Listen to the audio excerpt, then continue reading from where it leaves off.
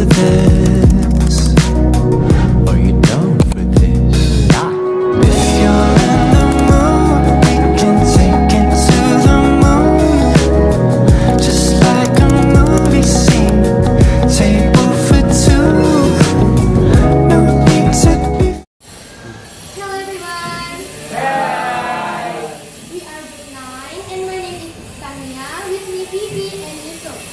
So we're excited to share with you a simple and fun tutorial on how to make beaded bracelets. We'll be gonna further into easy to follow steps, perfect for beginners.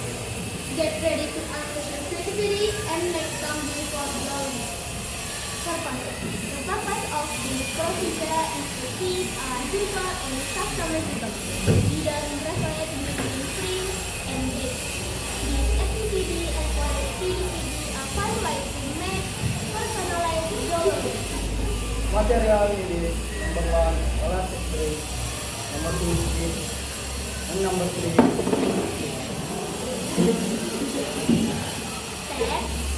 Firstly, gather all the material needed such as elastic string, beads, and scissors. Secondly, measure and cut the elastic string according to the desired length of the bracelet. Make sure to leave extra length for tying the end.